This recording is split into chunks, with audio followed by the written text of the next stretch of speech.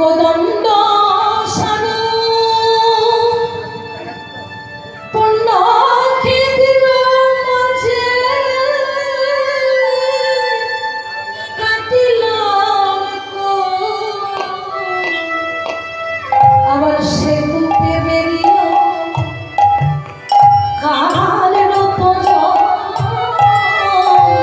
কালো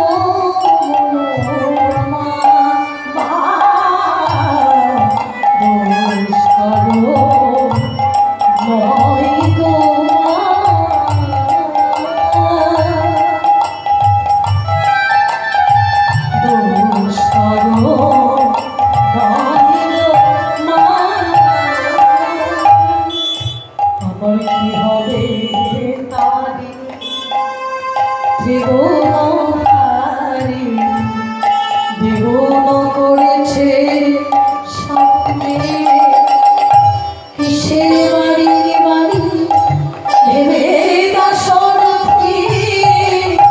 আড়ি বাড়ি বাড়ি নয়নে আমার ছিল বাড়ি পথে ক্রমে এলো মুখে জীবন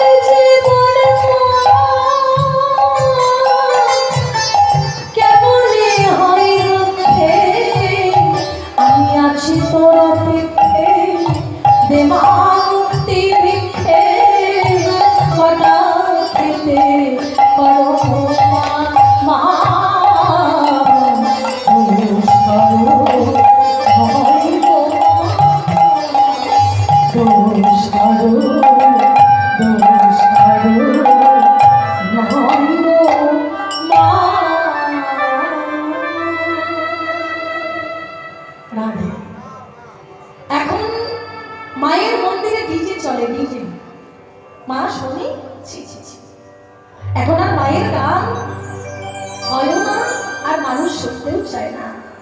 যত মুখরোচক জিনিস সেগুলোই মানুষ এখন ভালো খায়।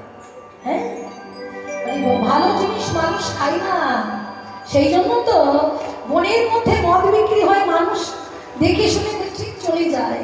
আর দুধ বিক্রেতা পাড়ায় পাড়ায় ঘরে আমার কাছে গিয়ে বলে দুধে জল মিশাবি তো,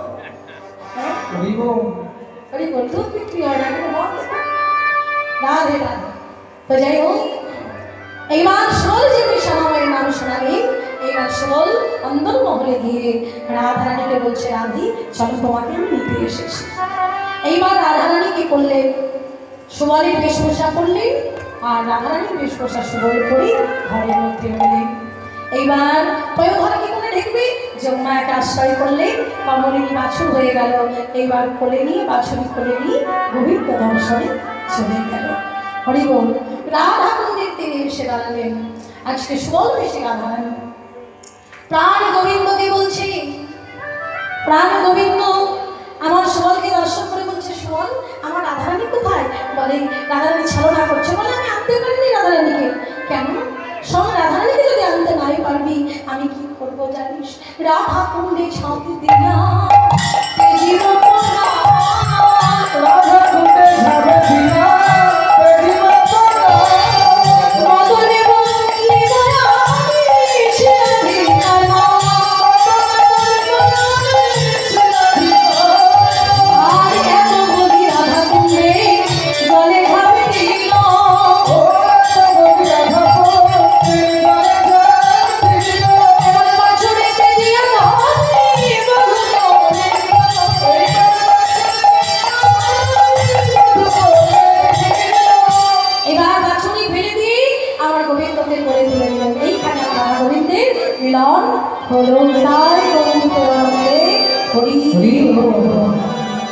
এবার সখীদেরকে আনতে হবে। বাবা সুবল ঘরে আছে, মা যমুনা কৃপা করে আজকে সুবল বেশি রাধারানীকে ঘরের মধ্যে থেকে সখীর সঙ্গে বার করে নিয়ে এলেন।